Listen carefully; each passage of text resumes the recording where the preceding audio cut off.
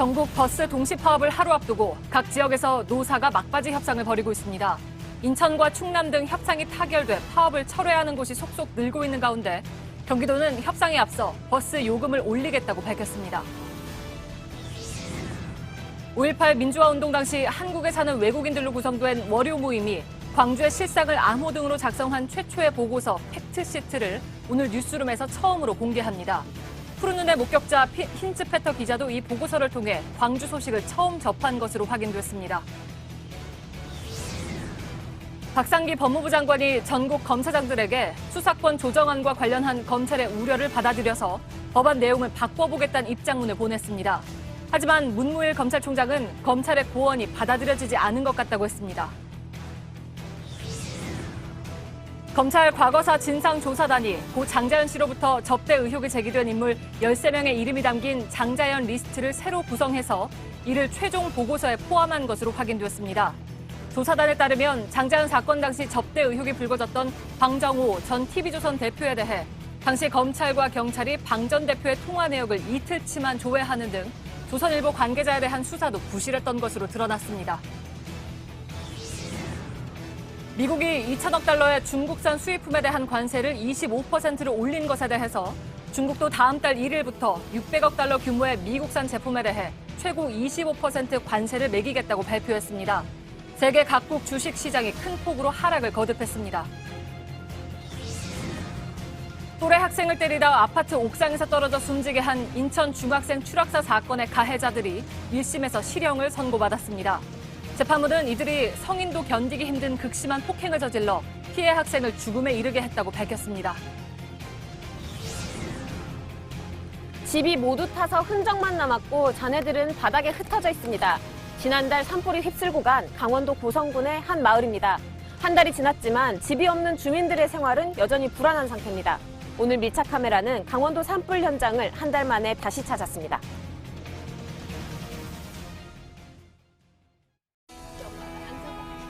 마스크가 필요 없는 세상으로. 내일을 바꾸는 현대 수소전기차. 예, 시청자 여러분, JTBC 뉴스룸을 시작하겠습니다. 버스 노조가 예고한 파업이 이제 하루 앞으로 다가와 있습니다. 애초 11개 지자체 노조가 쟁의 조정 신청을 했습니다만 막판에 파업을 철회하거나 연기하는 곳이 속속 나오고 있습니다. 일단 내일 파업을 거두어 들이는 곳은 대구, 인천, 광주, 충남, 전남입니다. 서울과 경기를 포함한 6군데는 아직 협상 중입니다. 밤 늦게까지 협상이 이어질 것으로 보이지만 일단 타결의 실마리는 찾아가는 분위기입니다. 경기도를 시작으로 지자체들이 버스 요금을 올리고 정부는 준공영제로 운영하는 광역버스를 늘리기로 하면서입니다. 하지만 결국 시민 부담만 늘렸다는 불만도 적지 않을 것 같습니다. 먼저 이세누리 기자의 보도입니다. 버스 파업을 하루 앞두고 당정은 긴박하게 굴러갔습니다. 쟁의 조정을 신청한 11곳 중 가장 진통이 큰 곳은 경기도입니다. 하지만 당정 협의 이후 이재명 경기지사가 버스 요금 인상을 받아들이면서 분위기가 조금씩 바뀌었습니다. 경기도는 9월쯤부터 시내버스는 200원, 직행 좌석은 400원씩 각각 올리기로 했습니다. 대신 수도권 통합 환승으로 묶여 덩달아 수입이 늘어날 서울시는 그만큼의 수익을 경기도에 돌려주기로 했습니다.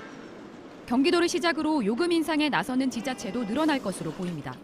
시내버스 요금을 200원 정도 인상하는 문제에 대해서 말씀해 주셨고요. 또 충남북, 세종, 경남도에서도 시내버스 요금 인상을 연내에 추진하기로. 대신 정부는 준공영제를 늘리기로 했습니다.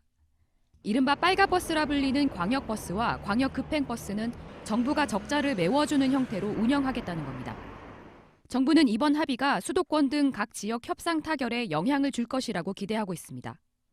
또 협상이 길어질 경우엔 조정 기한을 늘려 실제 파업에 들어가는 지역을 최소화하겠다는 계획입니다. 11개 지역 중 지금까지 파업을 철회하거나 연기한 곳은 대구와 인천, 광주, 충남, 전남 등 5곳입니다. JTBC 이세누리입니다. 이렇게 정부와 지방자치단체가 나서면서 노사 협상에 어떤 영향을 줄지 주목되고 있습니다. 지금부터 현장을 좀 연결을 할 텐데요. 먼저 버스 요금을 올리기로 결정한 경기도 상황부터 알아보겠습니다. 경기도는 이번 파업 예고 국면에서 가장 많은 580여 대의 광역버스가 영향을 받을 것으로 꼽힌 곳이기도 합니다. 서효정 기자가 지금 나가 있는데요. 경기도는 오늘 밤 10시에 마지막 노사회의를 하게 되는 걸로 알고 있습니다. 지금 좀 모여들고 있습니까? 어떻습니까? 네, 아직 이곳 협상장에 양측 다 모습을 드러내지는 않았습니다. 원래 이 해당 협상장을 저희가 직접 보여드리려고 했는데 지금 다른 조정건이 진행 중이라 조금 어렵게 됐습니다. 그래서 저희가 영상을 좀 준비해봤는데요. 이렇게 그 영상을 보시면 이 노조 대표단과 사측 대표단이 마주보고 앉아서 이 협상을 진행할 것으로 보입니다. 이게 지금 경기도 지방노동위원회가 노사를 상대로 조정을 하는 건데 여기서 만약 결렬되면 노조가 파업 권한을 갖게 됩니다. 다만 조정을 나중으로 미룰 수도 있습니다. 그럴 경우에 당장 파업은 하진 않게 됩니다. 예.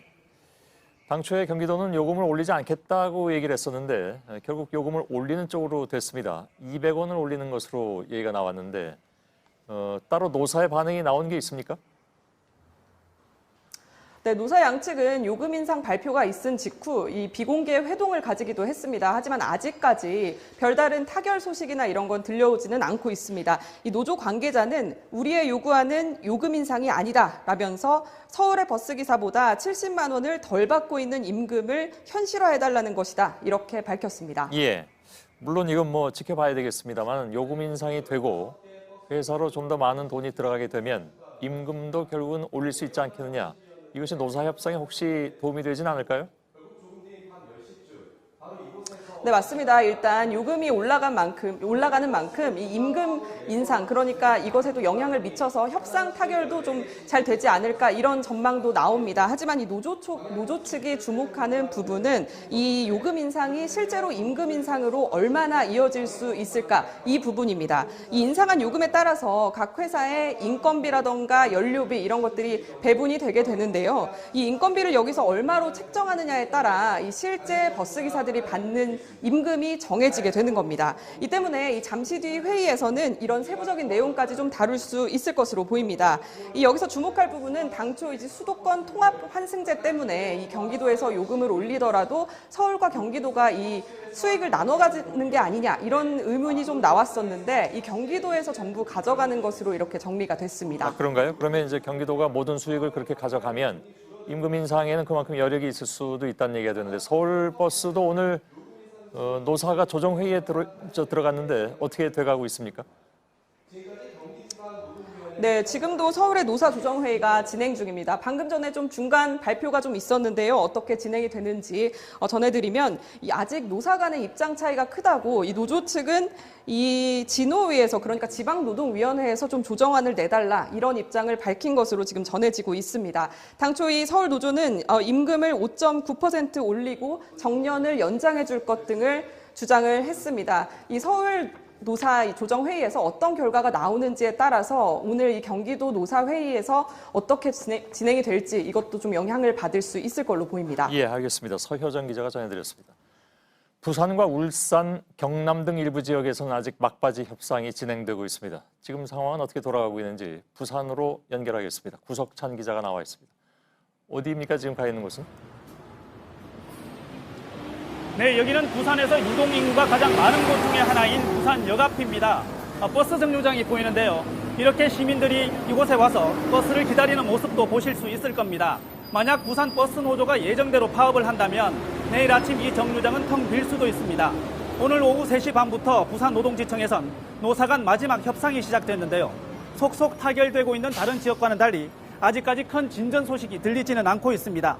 노조는 완전한 주 5일 근무제를 시행하겠다는 입장입니다.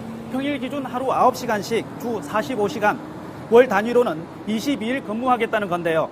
사용자인 버스 운송사업조합 측은 교대 근무를 도입해 월 24일 근무해야 한다고 맞서고 있습니다. 예. 1주차는 6일, 총 51시간, 2주차는 5일, 총 45시간 일하자는 겁니다.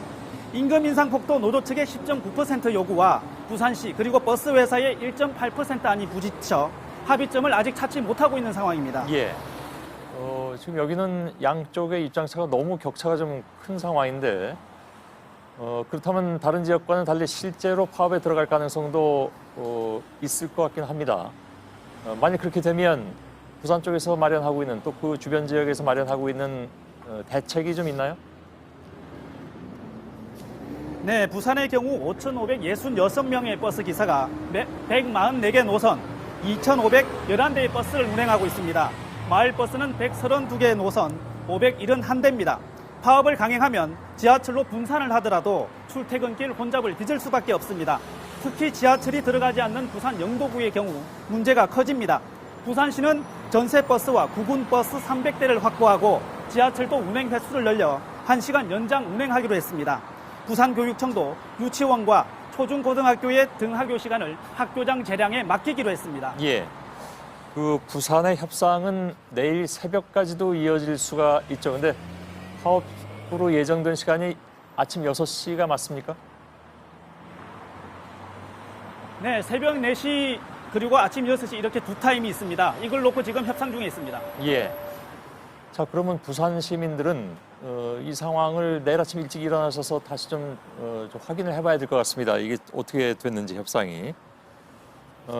다른 지역 협상은 어떻게 돼가고 있습니까? 네, 현재까지 협상 타결로 파업을 철회한 곳은 대구와 인천, 충남, 광주, 전남입니다. 울산과 경남 등은 부산과 마찬가지로 아직도 협상의 진통을 겪고 있는데요. 일단 논의를 지속하면서도 만약의 상황에 대비한 비상수송 대책도 마련 중입니다. 진행 중인 최후談판이 어떻게 결론이 날지 관심과 긴장이 고조되고 있습니다. 예, 알겠습니다. 부산역에 나가 있는 구석찬 기자가 전해드렸습니다. 자, 파업을 거둬들이는 곳이 늘고 있긴 한데 당장 내일 출근길이 어떻게 될지는 오늘 밤 상황을 좀 지켜봐야 될 것 같습니다. 지금 전해드린 대로 특히 이제 부산 지역이 좀 아침에 어떻게 될지 좀 확인을 해야 될 것 같고요. 만약 버스 파업을 할 경우에 출퇴근 교통 대책은 있는 것인지 정부 세종청사에 나가 있는 정재우 기자를 연결하겠습니다. 자, 정 기자, 만일 내일부터 버스가 실제로 파업에 들어간다면 일부 지역이라도 당장 아침 출근길이 문제인데 정부가 어떤 대책을 내놓고 있습니까? 예, 정부는 출근길에 출퇴근 시간에 버스를 대체할 모든 교통수단을 집중시킨다는 방침입니다. 특히 경기도는 오늘 밤부터 협상이 진행되는 데다가 출근길 버스를 이용하는 시민이 2만 명을 넘습니다. 광역버스를 타고 경기도에서 서울 강남이나 잠실로 바로 이동하지는 못하더라도 강변역까지 가는 대체 노선을 늘려서 지하철을 이용하도록 하는 식입니다. 전세버스를 투입하고 시내버스와 마을버스의 운행도 늘리기로 했고요. 운행 규제를 풀어서 택시도 약 3,000대 정도 더 달리게 할 예정입니다. 예. 경기도를 예를 들어서 설명했는데 다른 지역들도 대책이 비슷합니까? 예, 그렇습니다. 서울 같은 경우는 지하철과 마을버스의 막차 운행 시간을 연장하기로 했고요. 지하철과 연계해서 역까지 무료로 운행하는 셔틀버스도 운행하기로 했습니다. 부산, 울산 등도 파업에 참여하지 않는 버스나 관용차를 이용할 수 있도록 할 예정입니다. 하지만 이런 대책에도 불구하고 실제로 파업이 일어난다면 대체 이용수단에 사람들이 몰리면서 상당히 혼잡할 것으로 보입니다. 예. 지금 그 급한 불은 뭐 어떻게 끈다고 보고 그래도 뭐 당장 불편한 건 어쩔 수가 없겠습니다만 오늘 오후에 당정에서 버스 준공영제를 확대하겠다는 대책을 내놨는데 이건 그동안에 이제 요구가 있었던 것이긴 합니다. 근데 이게 당장 되는 건 아니잖아요. 남은 절차가 어떻게 됩니까? 네, 먼저 정부는 전국에 2,500대의 광역버스를 준공영제로 운영하기로 했습니다. 광역버스는 지금은 지자체가 관리하는데요. 이거를 중앙정부가 관리하겠다는 겁니다. 이를 위해서 국토부는 조만간 여객운수사업법 개정안을 국회에 제출할 예정입니다. 정부는 시내버스도 모두 준공영제로 운영하는 게 바람직하다 이런 입장이지만 당장에는 재정 부담이 커서 광역버스처럼 한 번에 바꾸기는 어려울 것으로 보입니다. 예. 그나저나 지금 경기도부터 버스 요금을 올리겠다고 한 상황입니다. 이게 전국적으로 오르게 될 가능성이 좀 높겠죠. 시간이 지나면. 네, 그렇습니다. 경기도에서는 이제 9월쯤에 요금을 올리고 충청 남북도와 경남 등에서도 올해 안에 요금을 올릴 예정입니다. 다른 곳들도 요금이 올릴 가능성이 있습니다. 물가가 오른 데다가 주 52시간제로 줄어드는 버스기사의 요금, 임금 보전을 위해서는 요금을 올릴 수밖에 없다 이런 건데요. 서울은 올해 안 올린다고 했습니다. 하지만 4년 동안이나 요금을 올린 적이 없는 만큼 내년에는 오를 수도 있습니다. 예, 알겠습니다. 정재우 기자가 전해드렸습니다. 독일 제1공영방송 소속 미르겐 히츠 패턴 금방 찾을 수 있을 겁니다. 예, 영화 택시 운전사의 한 장면이죠. 힌스 패턴은 80년 5월에 택시 운전사 김사복 씨의 도움으로 광주로 가서 5.18의 진실을 전 세계에 고발했습니다. 힌스페터에게 80년 광주를 가장 먼저 알린 것은 주한 외국인들이었습니다. And even then, their telephones were being tapped in the hotels. So we had to have a code. 예, 1970년대부터 80년대 초반까지 박정희 전두환 독재 실체를 비밀리에 해외로 전파한 월요 모임입니다. JTBC는 이들이 80년 5월 광주의 참상을 전 세계에 몰래 전한 편지 내용을 처음으로 확인했습니다. 먼저 이들이 남긴 증거와 육성 증언을 유선희 기자가 보도해드리겠습니다. 전두환 신군부는 80년 5월 17일 확대 계엄을 선포했습니다. 언론의 접근도 막으면서 광주는 철저하게 차단됐습니다. 광주에서 어떤 일이 벌어지는지 서울에서조차 전혀 알 수 없던 때인 80년 5월 20일, 미국 시카고의 소식지에 광주의 참상이 실렸습니다. 30명 넘는 시민과 학생이 숨졌고 인권, 노동운동을 했던 이문영 교수와 문익환, 문동환 목사 등이 구속됐다는 내용입니다. 한국에서 활동한 외국인 인권운동가 선교사들의 비밀 조직 먼데이 나잇 그룹, 월요 모임의 회원 린다 존스가 만든 소식지입니다. 전화도 아마 그때는 도청이 돼서 상당히 조심스러워했지만 그럼에도 불구하고 이제 여러 소식통을 통해서 자료를 받고 그 뉴스레터를 발간을 하고 그랬어요. 월요 모임이 미국과 일본으로 보낸 5월 19일자 사실보고서 팩트시트엔 광주의 상황이 담겼습니다. 시민들이 총으로 잔인하게 폭행을 당하고 탱크에 짓눌리는데 이런 실상이 보도되지 않고 있다는 내용입니다. 월요 모임이 일본에 있던 독일 기자 힌츠페터에게 광주의 소식을 알린 이유입니다. 폴 슈나이스 목사는 한국의 월요 모임 회원을 통해서 들었고요. 자기가 들은 광주의 그런 소식을 같은 나라 출신인 힌츠펜터에게 전달을 해줬고, 도청과 감시 속에서 외신 기자들과 만나는 건 사실상 첩보전이었습니다. They would say, well, where should we meet? And if we said meet at Westgate, then we would meet at Eastgate. 월요 모임이 팩트시트를 미국에 보낼 때는 문동환 목사의 부인이자 월요 모임 멤버인 페이문이 큰 역할을 했습니다. 미군들이 주고받는 특별한 우편 시스템이 있기 때문에 그거는 검열에서 제외가 되는 부분이어서 저희 엄마가 미군 그 우편을 통해서 국내 소식들 월요 모임에서 작성했던 그런 팩트 노트라든가 이런 것들을 해외에다 보내기도 하고. JTBC 유선입니다. 월요 모임이 이렇게 필사적으로 보낸 광주의 소식은 국제사회에서 작지 않은 파장을 낳았습니다. 유엔 대사가 워싱턴 포스트에 기고문을 쓰고 유력 정치인의 특별 성명서도 나왔습니다. 박현주 기자. 마틴 루서킹과 함께 인권운동을 이끌고 미국 유엔 대사를 지낸 앤드루 영은 80년 9월 워싱턴 포스트에 칼럼을 썼습니다. 5.18을 추모하는 이 칼럼엔 월요 모임 회원인 페리스 하비 목사가 결정적 역할을 했습니다. She was a very well-known civil rights leader in the civil rights movement, as well as having been ambassador to the UN. An article by him calling attention to the Gwangju incident and the state of the Korean government after that would be well received in the United States. So we did ask him to write that article. 5.18 일주기엔 존 F 케네디의 동생인 에드워드 케네디 상원 의원이 광주를 추모하는 특별 성명서를 냈습니다. 국제사회의 첫 번째 5.18 진상규명 보고서도 월요 모임이 계기가 됐습니다. 페리스 하비 목사가 파견한 2명의 외과 의사가 광주의 병원을 돌며 희생자들의 상태를 확인한 보고서를 쓴 겁니다. 계엄군이 연성탄을 사용했다는 내용이 담긴 이 보고서는 미 국무부에도 제출됐습니다. 연성탄은 탄알이 몸속에 남아 인체에 치명적인 고통을 줘 국제협약상 전쟁터에서도 쓸 수 없습니다. 미 국무부의 한국 과장인 로버트 리치라고 하는 한국 과장을 만나서 이 보고서를 전달을 합니다. 우리가 가서 눈으로 직접 확인한 바 전두환 계엄군들에 의해서 이렇게 잔인한 학살들이 저지러졌으니까. 월요 모임은 70년대 초반부터 80년대 중반까지 꾸준히 외신을 접촉하면서 군사 정권의 실상을 알렸습니다. Well, I remember Donald Obergdorfer, who wrote for the Washington Post, and Fox Butterfield, who was working for the New York Times, and Elizabeth Pond with the Christian Science Monitor. JTBC 박현주입니다.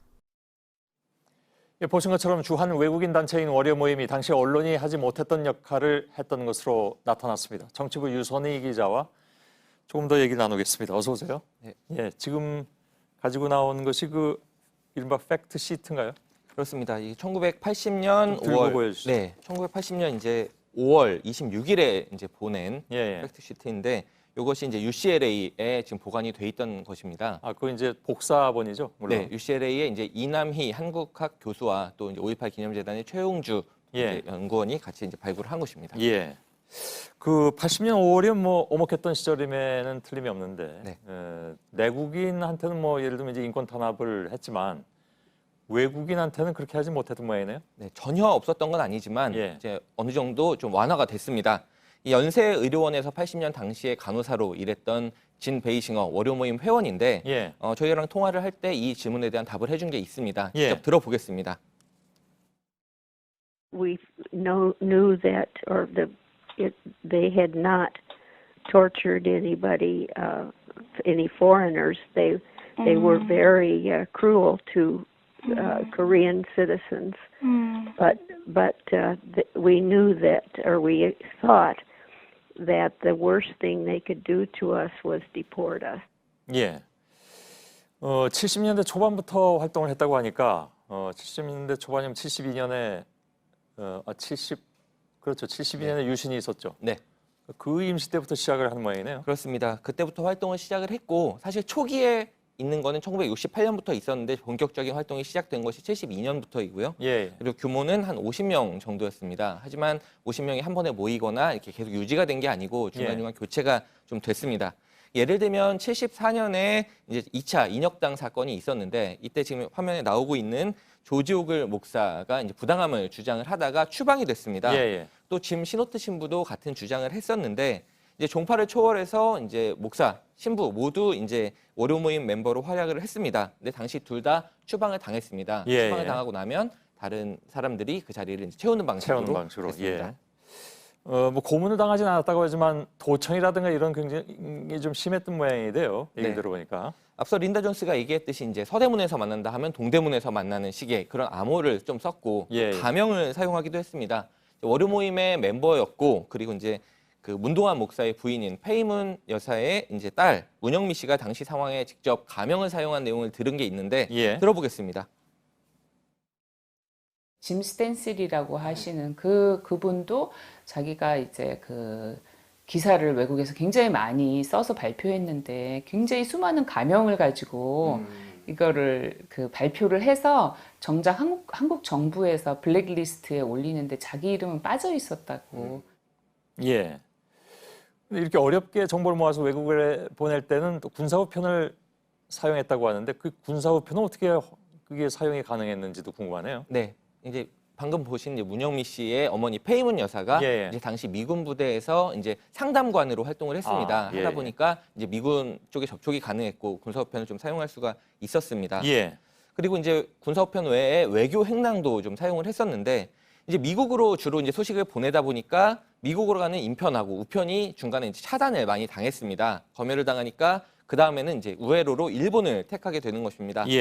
그래서 일본에 있는 선교사나 이제 인권 운동가들에게 가는 과정에서 힌츠페터에게도 광주의 소식이 전달이 됐던 것이고 일본이 막힌 다음에는 토론토, 이제 캐나다라든가 독일, 영국, 뭐 스위스 이런 곳의 선교사 또 인권 운동가들이 이제 월요 모임과 함께 활동을 했습니다.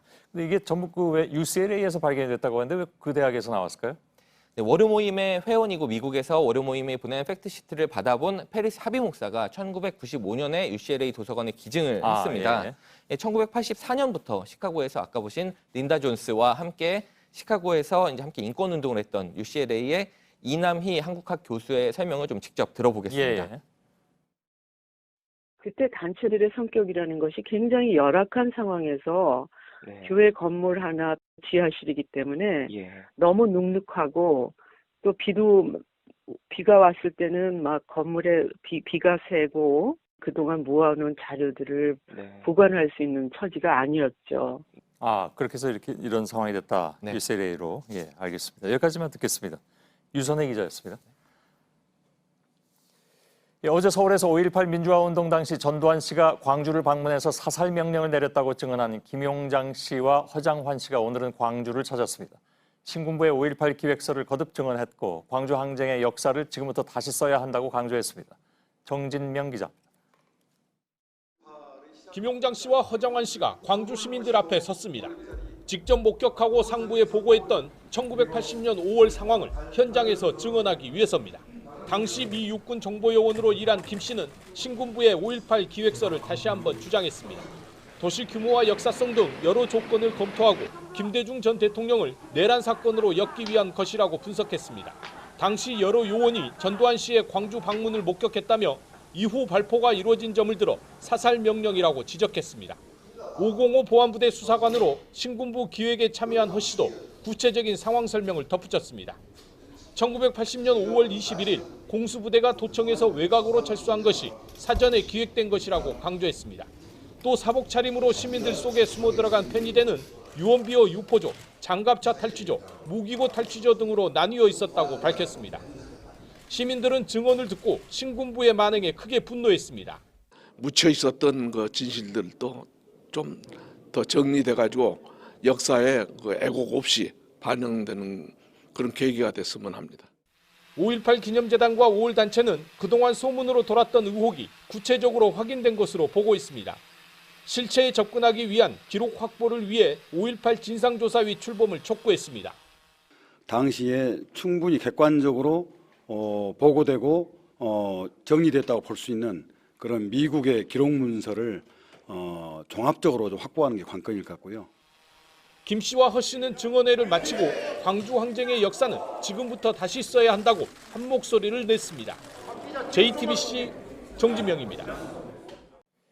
오늘 자유한국당이 정부를 비판하는 토크 콘서트를 열면서 한 유튜버를 초청했는데 5.18 망언 의원들을 옹호한 사람이었습니다. 한국당은 5.18 망언 의원에 대한 징계도 5.18 기념식 전에 하기 어렵다는 입장입니다. 노진호 기자의 보도입니다. 자유한국당은 오늘 국회에서 대학 교수와 유튜버 등을 초청해 토크 콘서트를 열었습니다. 행사에 참석한 유튜버 성모 씨는 유튜브 방송에서 촛불 집회를 폭동으로 규정한 사람입니다. 촛불이라는 것은 자기들끼리만 이렇게 모여있는 어떤 혁명이라고 부르지만 저는 폭동이라고 보거든요. 5.18 운동을 폄훼한 한국당 의원들도 공개적으로 옹호해왔습니다. 폭동적인 요소가 있을 수도 있고 북한군이 개입했다라는 의혹도 있으니까 거기에 대해서 우리가 한번 생각을 해보자. 이게 한 개인이 가지고 있는 윤리에 어긋난 거예요. 한국당은 지난주에도 5.18 민주화운동을 무장폭동이라고 주장하는 유튜버를 초청했습니다. 이 5.18 무장폭동은 생각보다 더 오래전부터 계획됐다. 이런 가운데 한국당은 5.18 망언 의원 징계를 계속 미루고 있습니다. 국회가 지금 상황이 어려워서 지금 의원총회가 좀 어려운 부분이 있습니다. 이번 주에 지금 상황으로는 쉽지 않지 않을까. JTBC 노진호입니다. 박상기 법무장관이 전국의 검사장들에게 검경 수사권 조정안과 관련한 이메일을 보내면서 검찰 내부가 어떻게 반응할지 주목되고 있습니다. 박 장관은 메일에서 검찰이 우려하는 것들을 법안에 반영하겠다고 했습니다. 일단은 반발하는 검찰을 달래려는 것으로 보이는데 신중하라는 말도 덧붙이면서 경고 메시지도 함께 담았다는 해석이 나오고 있습니다. 강버들 기자. 박상기 법무부 장관이 전국 검사장 40여 명에게 보낸 입장문은 A4 용지 3장 반 분량입니다. 어제 오후 6시가 지나 이메일로 보냈습니다. 먼저 박 장관은 검경 수사권 조정안에 대한 검찰의 우려가 우국 충정에서 비롯됐다고 생각한다고 운을 뗐습니다. 그러면서 현재 국회에 올라가 있는 법안을 보완하겠다고 했습니다. 우선 경찰이 사건을 넘긴 이후 추가로 인지되는 부분은 검사가 직접 수사할 수 있도록 하겠다는 겁니다. 또 검사가 보완 수사를 요구하면 경찰이 지체 없이 이행하도록 하고 경찰이 재판에 넘기지 않기로 한 사건도 넘겨받는 방향으로 법안을 바꿔보겠다는 겁니다. 하지만 박 장관은 경고도 잊지 않았습니다. 언제든 좋은 의견 달라면서도 개인적 경험을 일반화하지 말라고 지적한 겁니다. 검사들이 직접 수사한 개별 사례를 내세워 법안을 공격하지 말라는 취지로 읽힙니다. 박 장관의 이메일과 함께 당초 이번 주 초 열릴 예정이던 문무일 총장의 기자간담회는 갑자기 연기됐습니다. JTBC 강버들입니다. 박 장관이 낸 입장에 대해서 문무일 검찰총장은 고언이 받아들여지지 않은 것 같다고 했습니다. 여전히 불만을 드러낸 것인데 메일 받은 검사장들도 비슷한 반응을 보인다고 합니다. 검찰 내부 분위기를 김선미 기자가 전해드립니다. 문무일 검찰총장은 박상기 법무부 장관의 이메일 내용이 만족스럽지 않다는 취지로 선을 그었습니다. 제가 유선상으로 보고받기로는 그런 받아들여진 정도까지 된 건 아닌 것 같습니다. 좀 더 확인해 보겠습니다. 검찰이 말한 문제점을 해소할 만한 대안이 못 된다는 겁니다. 메일을 받은 검사장들도 미지근한 반응을 보였습니다. 한 검사장은 그동안 검찰이 주장한 문제는 외면하더니 검찰총장이 설명하겠다고 하자 뒤늦게 의견을 듣겠다는 것이라며 진정성을 느낄 수 없다고 했습니다. 다른 검사장도 지금의 수사권 조정 법안은 수사기관이 오히려 정치 권력에 예속되게 하는 구조라며 이것저것 더해봐야 누더기만 된다고 주장했습니다. 다만 박 장관의 메일엔 구체적인 방안이 드러나지 않아 지켜봐야 한다는 의견도 나왔습니다. JTBC 김선미입니다. 이런 가운데 민감용 경찰청장은 내부 게시판에 글을 올려서 수사 구조 개혁이라는 기본 원칙을 지켜야 한다면서 검찰의 반박을 다시 반박했습니다. 경찰청장이 수사권 조정과 관련해서 비교적 자세히 입장을 내놓은 것은 처음입니다. 경찰은 고위공직자 비리 수사처에 대해서도 제2의 검찰이 되지 않도록 검찰 출신 인사를 제한하라는 의견을 국회에 전달했습니다. 최규진 기자. 민감용 경찰청장은 경찰 내부 게시판을 통해 수사권 조정은 국민의 오랜 요구라고 밝혔습니다. 특히 수사권 조정은 형법에서 반칙과 특권을 없애는 것이라며 수사구조 개혁의 기본 원칙을 지켜야 한다고 강조했습니다. 정부가 합의한 대로 수사권 조정이 이루어져선 안 된다는 문무일 검찰총장의 발언을 반박한 겁니다. 민 청장은 검찰의 수사 지휘권을 폐지하는 것과 경찰에 수사를 끝낼 권한을 주는 방안이 반드시 이루어지도록 노력하겠다고도 했습니다. 또 경찰은 고위공직자 비리 수사처에 대해서도 제2의 검찰이 돼선 안 된다는 입장을 내놨습니다. 공수처 안에 검찰 출신 인사가 정원의 4분의 1 이하가 돼야 한다고 주장한 겁니다. 퇴직 후 3년이 지나지 않은 검사의 공수처 재취업도 막아야 한다고 덧붙였습니다. 경찰은 이런 의견을 국회에도 전달했습니다. JTBC 최규진입니다.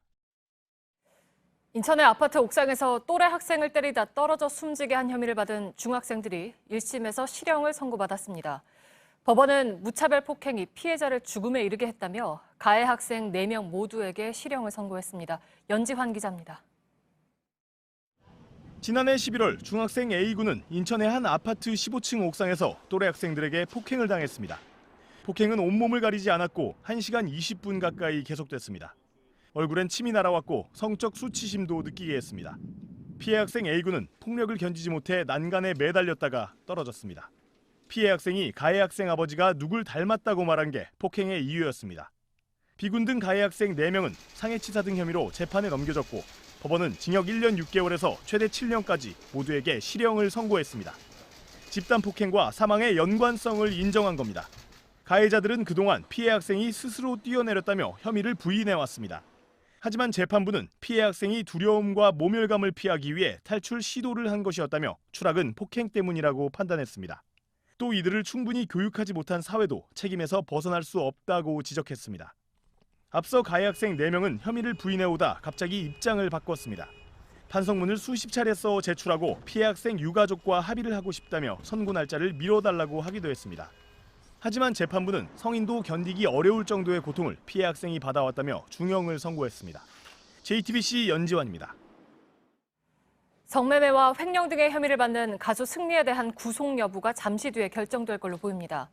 대부분의 혐의를 부인하고 있는 승리는 영장 심사를 마치고 경찰서에서 결과를 기다리고 있습니다. 조보경 기자입니다. 가수 승리가 법원으로 들어섭니다. 취재진 질문엔 답변을 하지 않았습니다. 성매매는 인정하십니까? 횡령은 인정하십니까? 3시간 뒤 심사를 마치고 나온 승리는 경찰서 유치장으로 옮겨 결과를 기다리고 있습니다. 동업자이자 같이 심사를 받은 유인석 전 유리홀딩스 대표도 함께 나왔습니다. 승리가 받고 있는 혐의는 크게 4가지입니다. 성매매를 직접 하거나 알선했고 클럽 버닝썬 등의 자금 5억 3천만 원을 빼돌린 횡령, 그리고 식품위생법 위반 혐의입니다. 승리는 직접 성매매를 한 적이 없고 크리스마스 파티에서 성매매가 이뤄진 사실도 몰랐다며 혐의들을 부인하고 있습니다. 이중 횡령 혐의에 대해 법원이 어떻게 판단하느냐에 따라 승리의 구속 여부가 갈릴 것으로 보입니다. JTBC 조보경입니다. 이부진 호텔신라 사장이 프로포폴을 상습적으로 맞았다고 알려진 성형외과를 경찰이 밤새 압수수색했습니다. 이번이 세 번째입니다. 핵심은 진료 기록부를 조작했는지 여부입니다. 병원이 이부진 사장이 맞은 걸 숨기려고 다른 환자가 맞은 것처럼 속였는지를 들여다보고 있습니다. 이수진 기자입니다. 이부진 호텔신라 사장에게 상습적으로 프로포폴을 놓아줬다는 의혹을 받는 성형외과입니다. 경찰이 18시간 만에 압수한 물건들을 들고 나옵니다. 이번이 세 번째 압수수색입니다. 환자 진료 기록부 가져가시는 거 맞습니까? 경찰은 이 사장의 투약 의혹이 제기된 2016년 당시의 모든 환자들에 대한 1년치 진료 기록을 확보했습니다. 지난 3월 압수수색 땐 이 사장의 진료 기록만 확보한 바 있습니다. 경찰은 이 사장의 진료 기록부와 다른 환자들의 기록을 비교해서 분석할 계획입니다. 만약 특정한 환자에게 통상적인 양보다 더 많은 프로포폴을 놓았을 경우 진료 기록 조작을 의심해 볼 수 있다는 게 경찰 설명입니다. 또 이 사장에게 투약한 프로포폴을 다른 환자들이 나눠 맞은 걸로 기록했다는 병원 직원들의 카카오톡 대화 내용이 사실인지도 확인할 방침입니다. 경찰은 압수물을 분석한 뒤 혐의점이 발견되면 이부진 사장을 불러 조사할 계획이라고 밝혔습니다. JTBC 이수진입니다. 문재인 대통령 지지자들을 비석으로 지칭한 자유한국당 나경원 원내대표에 대해서 한국당이 감싸기에 나섰습니다. 한국당은 정쟁용 인신공격을 하고 있다며 오히려 막말을 하는 건 여당이라고 했습니다. 강희연 기자입니다. 지난 주말 장외 집회에서 한 여성 혐오적 발언에 대해 나경원 원내대표는 뜻을 몰랐다며 사과했습니다. 하지만 비난 여론이 가라앉지 않자 한국당은 여권의 정치적 공세라며 반격에 나섰습니다. 그러면서 민주당도 막말을 했다고 주장했습니다. 민주당이 그동안 정말 낡은 잣대를 가지고 과거로만 돌아가는 이런 행태를 보이지 않았습니까? 민주당으로부터 많은 막말을 들었습니다.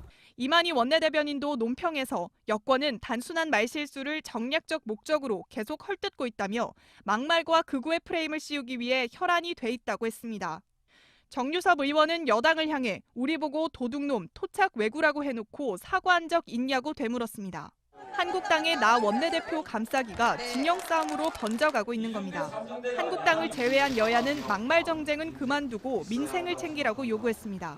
자유한국당이 막말 타령에 도취되어 있는 만큼 민생은 멍들어갑니다. 지금은 한국당이 민생과 경제 개혁 등은 안중에도 없고 오로지 정쟁과 권력 싸움에만 몰두하고 있습니다. JTBC 강연입니다. 서아프리카 부르키나파소에서 한국인을 포함한 피랍자 4명을 구하다 숨진 군인 2명에 대한 영결식이 2시간 전에 파리에서 열렸습니다. 프랑스 시민들은 애도하면서도 그들이 생명을 구하는 의무를 다해서 자랑스럽다고 말했습니다.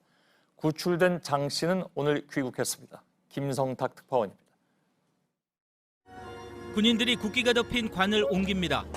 피랍자를 구출하다 희생된 피에르 퐁 상사와 베르통 셀로 상사의 관은 말리에서 군용기에 실려 파리로 향했습니다. 나폴레옹의 묘가 있는 파리의 군사문화시설 앵발리드에서 영결식이 열렸습니다. 운구차가 지나는 도로변엔 퇴역 군인과 소방관, 경찰 등 공적 임무를 수행하는 이들이 도열했습니다. 이곳은 앵발리드로 향하는 다리인데요. 행사 시작 전부터 많은 시민들이 나와서 희생된 군인들을 추모했습니다. 우리 정부도 최종문 대사를 참석시켜 감사와 애도의 뜻을 표했습니다. 앵발리드 광장으로 관을 옮긴 군인들은 신분을 노출하지 않는 특수요원이어서 얼굴을 가렸습니다. 마크롱 대통령은 희생자 가족을 위로하고 두 군인은 프랑스를 위해 일한 영웅이라고 말했습니다. 시민들도 깊이 추모했습니다. We are all touched by those moments because French soldiers, these are their duty to sacrifice for French population, but also foreigners, as you said, the Koreans. 구출된 한국인 장 씨는 오늘 오후 인천공항으로 귀국했습니다. 정부 합동조사팀의 조사를 받은 뒤 기자들의 질문에 답하지 않은 채 차량을 타고 떠났습니다. 파리에서 JTBC 김성탁입니다. 자, 이렇게 돌아온 장모 씨의 항공비와 치료비를 국민 세금으로 지원한다. 이런 정보들이 온라인에 지금 퍼져 있죠.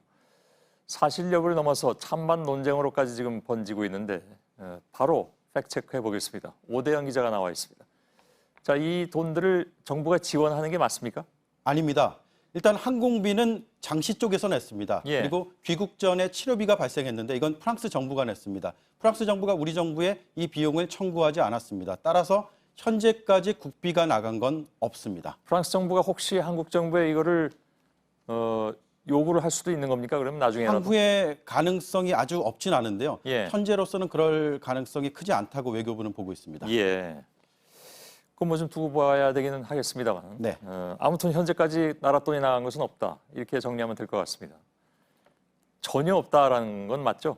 그렇습니다. 예. 해외에서 사고를 당하면 정부에서 지원을 받을 수 있는 게 크게 두 가지입니다. 먼저 군안 활동비입니다. 왜냐하면 과거에 이런 지원을 받은 적이 있기 때문에 사례가 있어서. 그렇습니다. 예, 그거 비교해서 한번 얘기해 보죠. 네, 군안 활동비는 재난이나 테러, 전쟁, 내란, 폭동 등의 현장에서 안전한 곳으로 대피시키는 목적입니다. 요건이 있습니다. 신변의 위험이 있으면서 대피를 위한 대체 수단이 없을 경우입니다. 예. 대표적인 사례가 2017년 발리섬 화산 분출 때입니다. 관광을 간 우리 국민 266명이 현장에서 빠져나와서 귀국할 때까지 정부가 도왔습니다. 전세기도 보냈습니다. 예.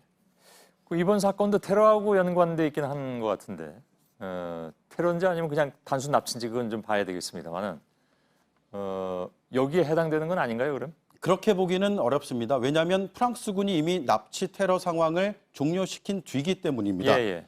또 하나의 지원 방식은 긴급 지원비입니다. 외국에서 사건 사고를 당하면 치료와 귀국을 돕는 건데 장 씨는 굳이 따지면 여기에 해당될 수도 있습니다. 예.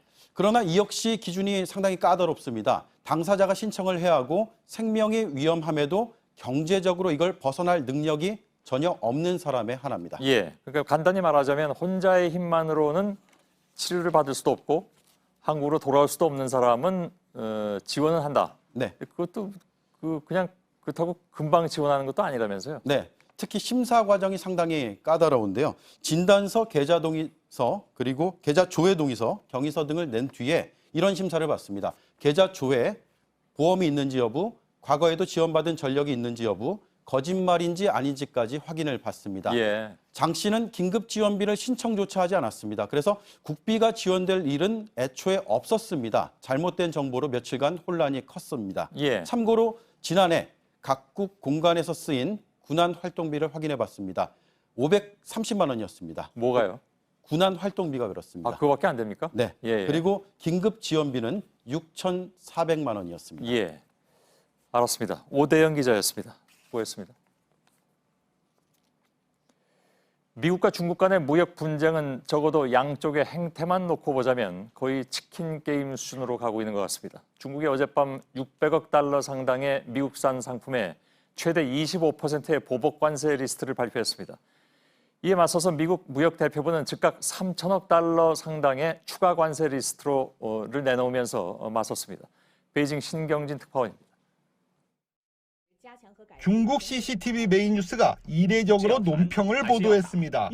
若下一步是要谈还是要打亦或是采取别的动作中国都已备足了政策工具箱做好了全面应对的准备 이어 재정부가 600억 달러, 우리 돈으로 71조 원 규모의 미국산 제품에 5%에서 25%의 추가 관세 품목을 발표했습니다. 지난 10일 미국이 중국산 2천억 달러 제품에 25% 보복 관세를 발표한 것에 대한 대응입니다. 중국 발표 직후 미국 무역대표부도 3천억 달러 규모 중국산에 대한 4차 추가 관세 리스트를 내놨습니다. 휴대폰, 노트북 등 140쪽에 이르는 방대한 규모입니다. There can be some retaliation, but it can't be very substantial by comparison. 수출 주도 경제인 중국이 더 아플 거란 낙관론입니다. 그는 다음 달 주요 20개국 정상회담에서 시진핑 주석과 만나겠다며 협상의 여지도 남겼습니다. 중국의 보복 관세도 다음 달 1일부터 부과돼 타협할 시간은 있습니다. 중국 관영 환구시보는 이번 무역 전쟁은 진정한 인민전쟁이라고도 주장했습니다. 여론을 결집해가며 협상에 유리한 고지를 점하려는 전략으로 보입니다. 베이징에서 JTBC 신경진입니다. 예, 일본 자민당과 함께 개헌에 찬성하는 일본 유신회 소속 국회의원이 러시아 땅인 북방 4개 섬, 즉 쿠릴 열도에 대해서 전쟁을 해서 되찾자 이런 취지의 말을 해서 파장이 커지고 있습니다. 술에 취해서 그랬다면서 발언을 철회했지만 이미 뱉어놓았으니 주워 담기도 힘들게 생겼습니다. 윤서령 특파원입니다. 문제의 발언은 지난 11일 밤 쿠릴 열도 가운데 하나인 구나시리 섬을 방문한 가운데 나왔습니다. 마루야마 호타카 의원이 이 섬 출신 인사에게 대뜸 전쟁에 찬성하는지를 묻습니다.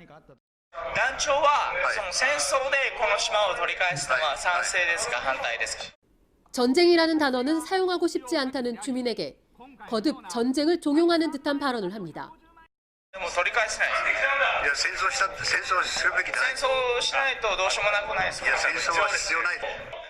러시아와 영토 협상을 진행 중인 일본 정부는 발칵 뒤집혔습니다. いずれにしろ外交交渉によって北方領土問題の解決を目指していくという政府の方針には変わりありません。 일본은 태평양 전쟁 말기 남쿠릴 열도 4개 섬을 자체 행정구역에 편입시켜 영유권을 주장하고 있습니다. 마루야마 의원이 속했던 일본 유신회는 전쟁 포기를 명시한 평화헌법을 폐기하자는 개헌 찬성파입니다. 이번 발언은 러시아와의 영토 협상은 물론 아베 정권의 개헌 논의에도 영향을 줄 것으로 보입니다. 도쿄에서 JTBC 윤서령입니다. 예, 최근에 독일의 한 호텔에서 석궁 화살을 맞고 숨진 3명의 시신이 발견됐었죠. 현지 경찰은 호텔에서 숨진 한 여성의 집을 수색하다가 시신 2구를 추가로 발견했습니다. 독일 언론은 석궁 죽음 미스터리라고 보도했습니다. 어환희 기자입니다. 울창한 나무에 둘러싸인 독일의 한 호텔에서 현지 시간 11일 3명이 숨진 채 발견됐습니다. 55살 남성 A씨와 33살 여성 B씨는 침대에서 30살 여성 C씨는 바닥에 쓰러져 있었습니다. 이들 시신에는 석궁 화살 여러 발에 맞은 흔적이 있었습니다. 목과 턱 사이에 화살에 맞은 흔적도 나왔습니다. In dem Zimmer, wo sich auch die Leichname befanden, wurden insgesamt 3 Armbrüste aufgefunden, eine davon in einer Tasche.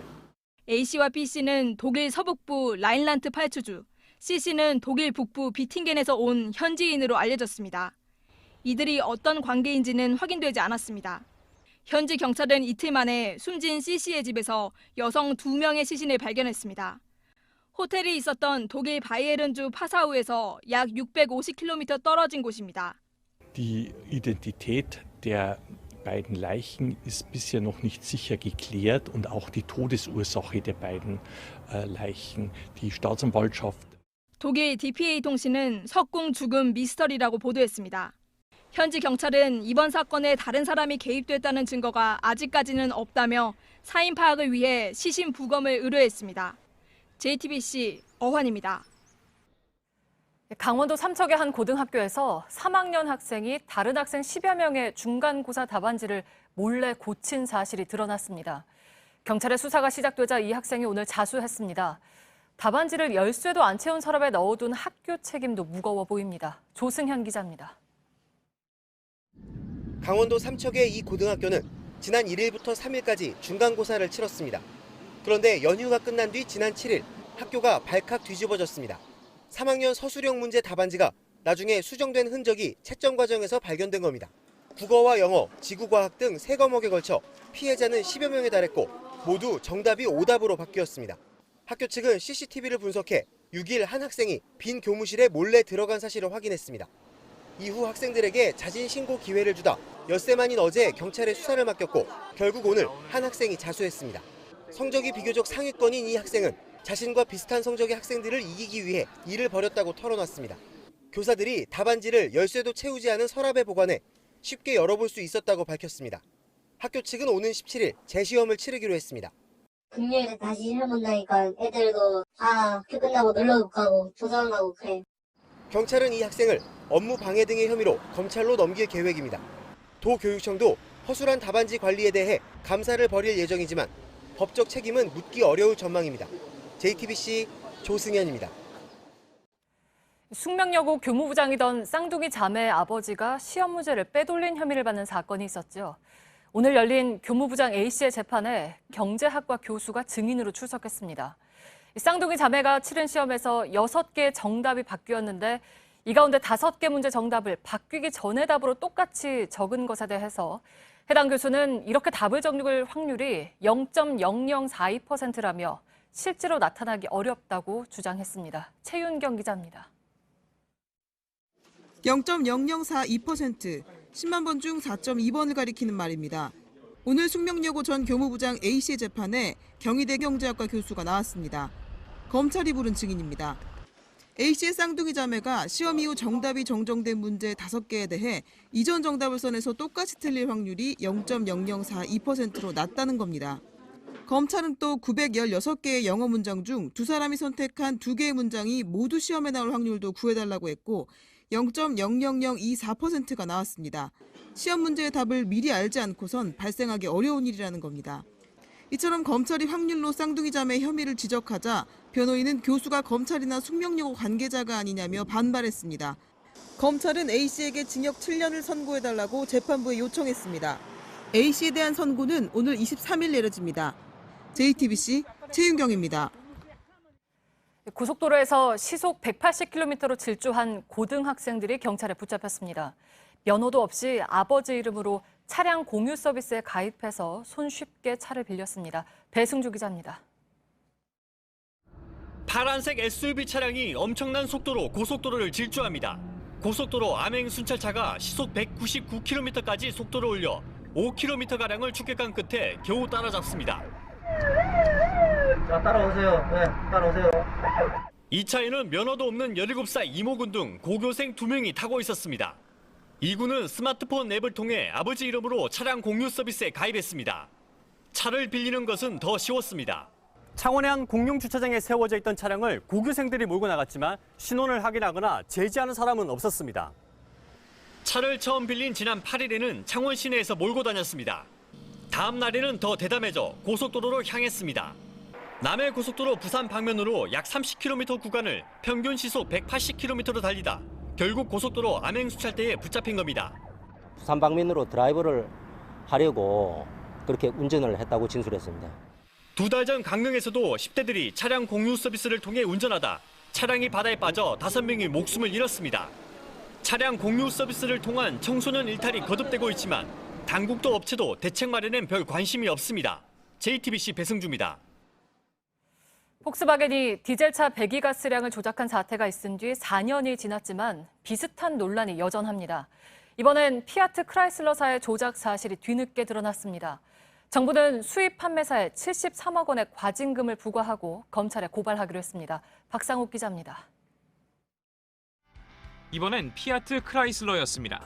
소형 디젤 SUV 집 레니게이드와 피아트 500X의 질소 산화물 저감 장치 EGR을 조작한 사실이 드러났습니다. 주행한 지 20분이 지나면 EGR의 가동률이 떨어지게 한 겁니다. 인증을 위한 실내 테스트가 20분만 진행되는 점을 노렸습니다. 그러다 보니 시험을 반복할수록 더 많은 가스가 배출됐습니다. 4번 연속 실험해 보니 마지막 배출량은 첫 실험의 7배가 넘었습니다. 또 실험 조건을 달리하면 최고 10배가 넘는 질소 산화물이 나왔습니다. 문제가 된 차종은 2015년 3월부터 지난해 11월까지 판매됐습니다. 유럽에선 이미 2017년에 적발돼 제재를 받은 상태입니다. 우리 환경부는 국내 수입된 해당 차종 4,576대의 인증을 취소했습니다. 이미 산 고객은 리콜을 받아야 하고 남은 재고는 팔 수 없습니다.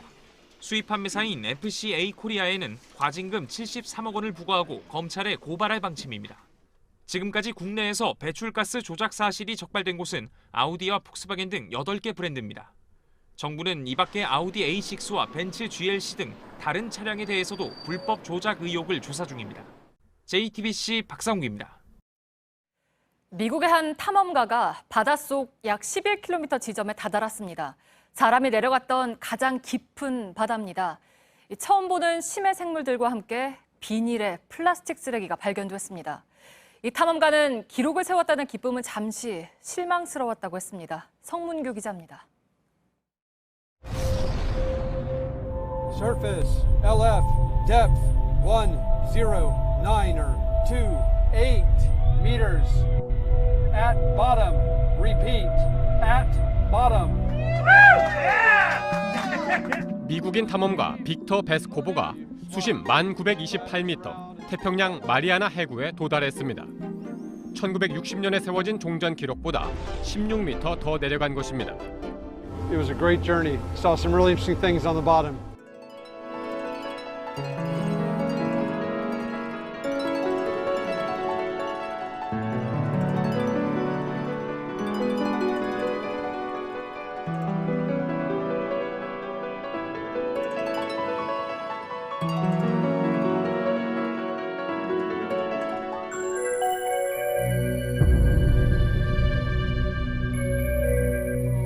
유엔은 전 세계 해양에 지금까지 약 1억 톤의 플라스틱 쓰레기가 버려졌다고 추정하고 있습니다. 심해 고래의 뱃속에서 수십 킬로그램의 플라스틱 쓰레기가 발견될 정도입니다.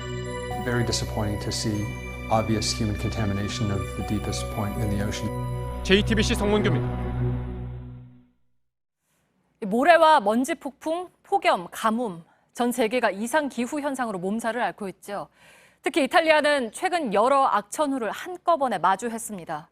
알프스 인근에선 1.5m에 가까운 폭설이 내렸고 북동부 지역에는 폭우가 오고 있습니다. 강풍까지 겹치면서 구조 요청도 속출하고 있습니다. 이한주 기자입니다. 무너진 뚝 사이로 물이 쉴 새 없이 쏟아집니다. 주택들은 차오른 물에 지붕만 남았습니다. 도로 곳곳은 침수됐고 쓰러진 나무에 차량 통행이 불가능한 곳도 있습니다. 이탈리아에서 지난주부터 악천후 피해가 이어지고 있습니다. 지역에 따라 폭우와 홍수, 우박과 폭설 등 다양한 형태로 나타나고 있습니다. 밀라노와 브레시아 일대에는 우박으로 공항 운영이 차질을 빚었고 볼로냐와 리미니에서는 산사태로 열차 운행이 중단됐습니다.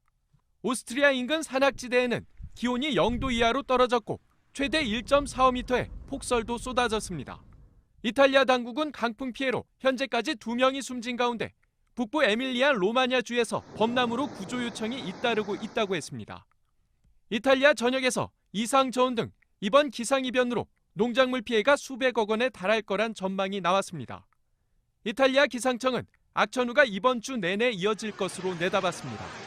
JTBC 이한주입니다. 네, 지금 보시는 건 1999년 경북 안동을 방문했던 엘리자베스 2세 영국 여왕입니다. 하회마을 종택 안으로 들어서면서 해외 순방 중 처음으로 신발을 벗은 모습이 화제였죠. 20년이 지난 오늘 여왕의 차남인 앤드류 왕자가 안동을 찾았습니다. 왕자도 신발을 벗었을까요? 윤두열 기자입니다. 20년 전 생일상 그대로입니다. 엘리자베스 2세 영국 여왕의 93세 생일상이 20년 만에 다시 차려진 겁니다. 이 생일상을 받은 건 여왕이 아닌 차남 앤드루 왕자입니다. 계기는 지난해 말 주영 한국 대사가 여왕을 만난 자리에서 왕실 가족을 초청한 겁니다. 20년 전에 깊은 인상을 받은 여왕은 흔쾌히 수락했다고 합니다.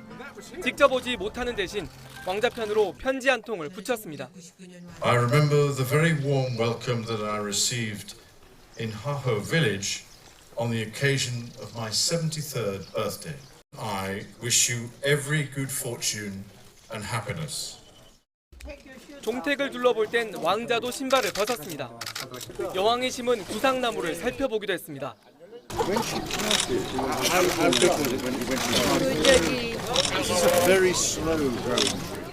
봉정사와 농산물 도매시장 등 20년 전 어머니가 갔던 길을 그대로 따라갔습니다. 안동시는 지금까지 이 길을 퀸즈로드, 여왕의 길이라고 불러왔습니다.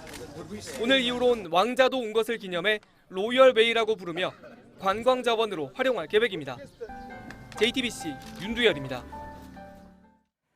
지난달 인도네시아에서 같은 날 치러진 총선과 대선, 지방선거에 투입돼 과로 등으로 숨진 공무원과 자원봉사자 수가 최소 569명에 달하는 것으로 집계됐습니다.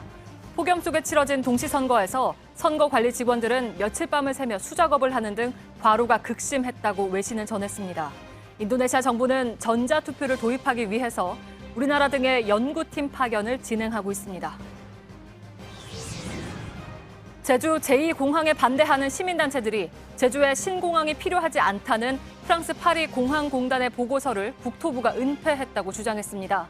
반대 측에 따르면 해당 보고서에 기존 제주공항의 보조 활주로를 개선하면 2035년 예상 이용객 4,600만 명을 감당할 수 있다는 내용이 담겨 있습니다.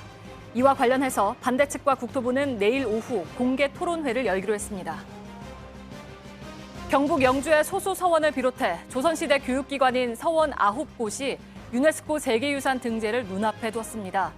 우리나라는 서원이 조선시대 성리학의 전파에 이바지하며 탁월한 보편적 가치가 있다고 내세웠는데 유네스코는 다음 달 세계유산 등재를 최종 확정할 예정입니다. 우리나라는 경주 불국사와 석굴암을 비롯해서 이미 13건의 세계유산을 보유하고 있습니다. 미국 공군이 이란을 견제하기 위해 전략폭격기 B-52 넉 대를 중동 기지에 배치했다고 밝혔습니다.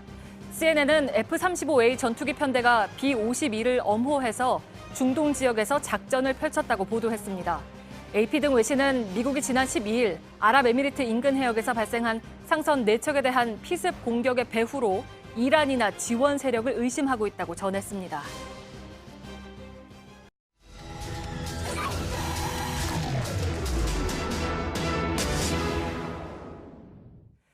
네, 오늘 밀착 카메라는 강원도 산불 현장을 한 달 만에 다시 다녀왔습니다. 정부가 오늘 산불 피해 복구에 예비비로 수백억 원을 풀겠다고 발표했지만 주민들의 불씨는 깊어 보였습니다. 선심성 발언만 할 게 아니라 구체적인 지원 계획을 달라는 겁니다. 윤재영 기자입니다. 잘못은 한전이 하고 고통은 이재민이 받는다. 강원도 고성군 한 마을 어귀에 현수막이 붙어 있습니다. 바로 아래엔 이 버스 정류장이 다 타버린 채 뼈대만 남아 있고요. 이쪽에는 수백 년 된 소나무도 다 타서 죽어버렸습니다. 강원도에 산불이 난 지 한 달이 지났지만 마을에는 화마가 휩쓸고 간 처참한 흔적이 그대로 남아 있습니다. 까맣게 탄 채 서 있는 나무들, 무너져 잔해만 남은 집들. 산과 마을은 여전히 폐허와 같은 모습입니다. 다 타버린 2층 집입니다. 1층은 농사를 짓기 위한 창고로 쓰였다고 합니다. 바로 앞에 있는 이 고철은 다 타버렸는데 아무래도 운동기구였던 걸로 보이고요. 잠깐 안에 들어와 보면 한때 선풍기였던 걸로 보이는 고철들도 이렇게 흩어져 있습니다. 바로 옆에는 한 해 농사를 짓기 위한 벽시가 일부는 이렇게 전부 타고 일부는 이 절반만 탄 채 바닥에 흩어져 있습니다. 주민들은 재만 남은 옛집을 지금도 찾습니다. 오늘 또 어떻게 됐나 하고 들어와 봤지 또. 아유 마음 아프지 뭐 뒤다 보기도 싫어. 혹시 남은 게 없나 잿더미를 뒤지는가 하면 비료가 다 타가지고 이 비료가 탄 거잖아. 아까서 지금 내가 가져가는 거예요. 땅바닥에 주저앉아 버리기도 합니다. 맨날 여기서 술로 사네. 하룻밤에 여기를 매 수십 번을 나왔다고 하고 여태까지 평생 벌어갖고 이 집 하나 짓고. 강원도에 따르면 지난달 산불로 발생한 이재민 수는 1295명. 주택은 553개 동이 부서졌습니다. 정부는 이 중 493개 동에 복구비를 지원할 예정입니다. 확정된 정부 지원금은 국민성금 3천만 원을 포함해 총 6,300만 원. 그런 집이었어요. 집 지은 지는 한 4년 됐어요. 집만 짓는데 1억 5천이지. 빈집에다가 하나하나씩 갖춰야 되잖아요. 지자체가 추가 지원금을 투입하겠다고 했지만 아직 구체적 계획을 내놓진 못하고 있습니다. 현재 주민 대부분은 연수원, 리조트 등 임시거처에서 생활하고 있습니다. 마을에서 멀게는 차로 15분 거리에 있습니다. 나가지 못하는 거 그게 제일 나빠. 뭐도 사 먹어야 되는데 뭐 차가 없으니. 한 초등학교에 마련된 임시 대피소입니다. 일부 주민들은 한 달 넘게 이곳에 머물며 천막 생활을 하고 있습니다. 많이 불안정하시고 이제 혈압도 없으셨던 분들도 이제 올라서 오락가락 하시는 분도 있으시고. 약 30명의 주민들은 조립식 주택 등 실질적인 대책이 마련될 때까진 이곳을 떠나기 어렵다는 입장. 지금 많이 잊혀져 가요. 거의 다 이루어져서 생활하는 줄 많이 알고 있거든요. 그러니까 저희는 그게 굉장히 서운하고 힘들고 그래요. 중소기업이나 상인들의 상황은 더 심각합니다. 속초시의 한 폐차장. 4,000평 부지에 보관 중이던 차량 340여 대와 엔진 430여 개가 모두 타버렸습니다. 피해액은 약 30억 원. 재산을 여기다 다 갖다 저는 쏟아붓기 때문에 이게 뭐 이 전쟁 터지게 진짜 너무 답답하고. 직원만 40명이 넘었던 고성군의 한 건어물 공장도 마찬가지입니다. 120억 신고를 했어요. 완전히 망했다고 생각이 되는데 정부에서 수혜를 시키니까. 강원도가 추산한 지역 상권의 피해 규모는 1,400억 원에 달합니다. 하지만 융자 혜택 외엔 구체적인 지원 계획은 없습니다. 아직까지는 뭐 전혀 된 게 없는 것 같아요. 어쨌든 그 성금 모아주시는 국민들께 대단히 감사하고. 지난달 정부 관계자들은 현장을 찾아 지혜를 최대한 짜낼 테니 걱정 말라고 말했습니다. 집과 일터를 잃은 주민들은 그 말을 믿고 한 달 넘게 기다리고 있습니다. 지금은 정부가 응답해야 될 때입니다. 밀착 카메라 윤재영입니다.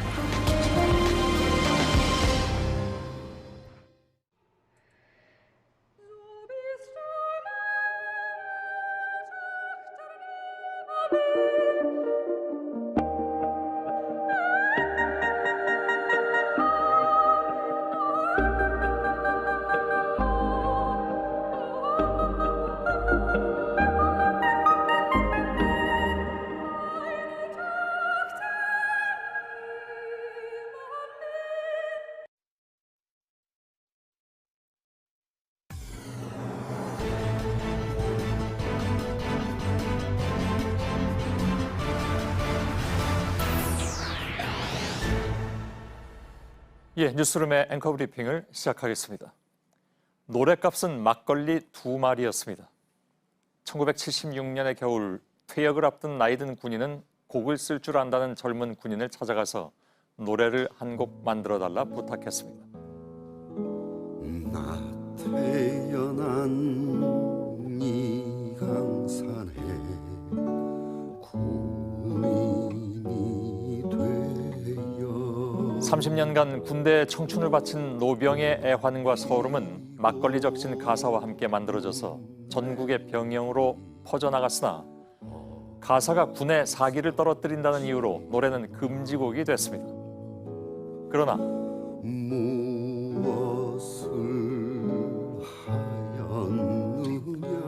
노래는 잊혀지지 않았습니다. 노래는 사람들의 입에서 입으로 전해져 계속 불리고 있었던 것이죠. 그리고 몇 달 전에 뉴스룸에서 만난 김민기 씨는 자신이 텔레비전에서 보았던 기묘한 장면을 이야기했습니다. 5월에 광주에서 총칼을 든 계엄군이 이 노래를 부르며 행진하는데 다른 쪽을 보니 시위대 역시 같은 노래를 부르고 있더라. 계엄군의 태극기와 시민군이 흔들었던 태극기. 그들은 같은 노래를 부르는 사람들. 기묘하고도 참담했던 시대의 초상이었습니다. 그리고 지나간 39년의 시간. 진실을 말할 수 없었던 사람들에게 그 시간은 너무나 길었을 것입니다. 5월 21일 전두환 씨가 광주에 왔었다.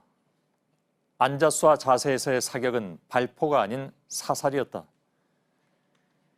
민간인으로 변장한 군인들이 시위대에 잠입해서 민심을 흔들었다는 증언도 나왔고 그런 여론 공작이 결국은 무력 진압을 합리화하기 위한 작업이었다는 정황도 새삼 드러났죠. 그리고 그 한마디 한마디를 마치 내적 검증을 거쳐 말하듯 했던 당시의 미군 정보요원은 헬기가 낮게 비행하던 봄날의 하늘을 생생하게 기억하고 있었습니다. 가해한 이들은 끊임없이 아니라고 말하지만 잊지 못하는 사람들의 기억과 기록은 끈질기게 살아남아서 역사의 단죄를 요구하고 있으니 그것은 마치 나라가 금지했으나 끊임없이 입에서 입으로 기억되었던 늙은 군인의 노래처럼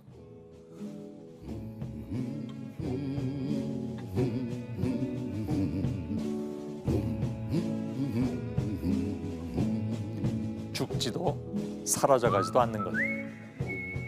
오늘의 앵커 브리핑이었습니다.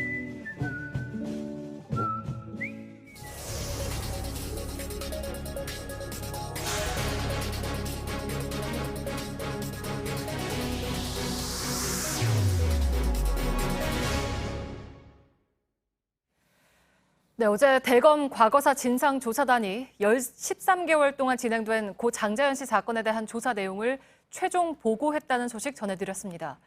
저희 취재진이 보고 내용 일부를 확인해봤습니다. 먼저 진상조사단은 기존 장자연 문건 외에 유력 인사들의 이름만 적혀있는 장자연 리스트가 실제로 존재했을 가능성이 높다고 결론 내린 것으로 파악됐습니다. 조사단은 이를 13명의 리스트로 재구성했고 보고서의 기록으로 남길 예정입니다. 먼저 임지수 기자입니다. 장자연 씨가 숨진 지 사흘 뒤인 2009년 3월 10일 소속사 매니저였던 유모 씨와 윤지호 씨의 통화 내용입니다. 유 씨는 명단을 읽어내리듯 남성들의 이름을 언급하며 차례차례 윤 씨도 아는 사람인지를 묻습니다. 윤 씨는 술 접대 자리에서 받은 명함들을 뒤지며 해당 남성들에 대해 기억나는 내용을 말합니다. 장자연 문건으로 세상에 알려진 4장의 친필 문건엔 등장하지 않는 이름들이 대부분입니다. 이틀 뒤 통화에서는 목록이라는 단어가 등장합니다. 유 씨가 경찰에도 목록까지 낼 생각은 없었다고 말한 겁니다. 해당 목록은 술 접대 대상자들이기 때문에 공개하는 것이 고인에 대한 예의가 아니라는 취지로 말한 겁니다.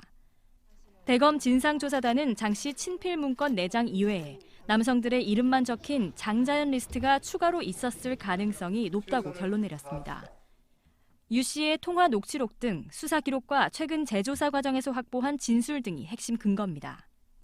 다만 조사단원 중 일부 검사들은 해당 리스트가 존재했을 것이라고 속단할 순 없다는 취지의 별개의 의견을 남긴 것으로 파악됩니다. 리스트가 존재한다 하더라도 그 이름들이 장 씨의 피해 사실과 어떤 관계가 있는 것인지 확인되지 않았다는 주장 등도 나왔습니다.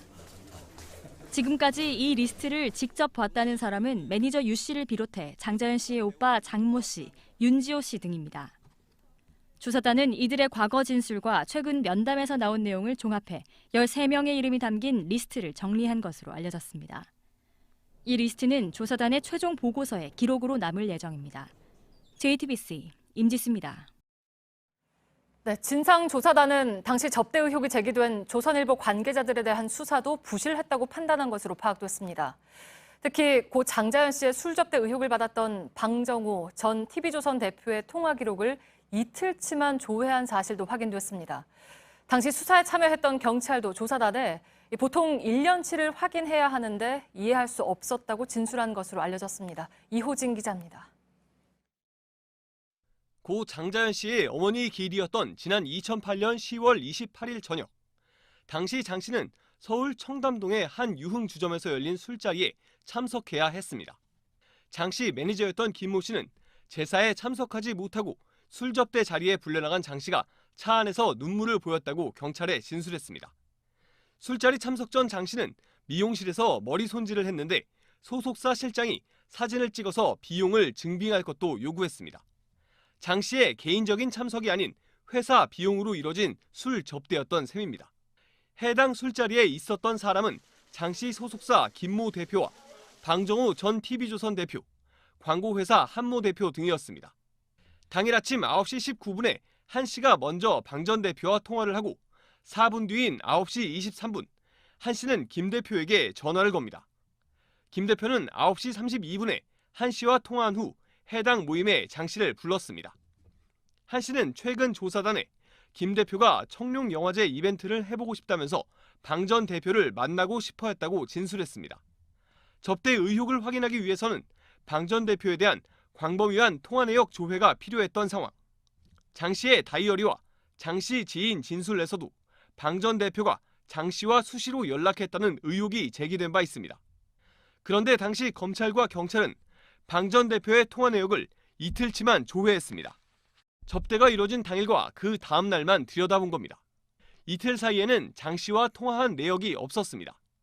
당시 수사에 참여했던 한 경찰은 조사단에서 이틀치 통화 내역만 조회하게 하는 건 말이 안 된다며 통상 수사에서 통화 내역 조사는 1년이 기본이라고 말한 것으로 알려졌습니다. 당시 검찰과 경찰은 방상훈 조선일보 대표 통화 내역도 한 달치만, 장 씨와 직접 만난 것으로 확인된 방용훈 코리아나호텔 사장 통화 내역은 아예 조사하지 않았습니다.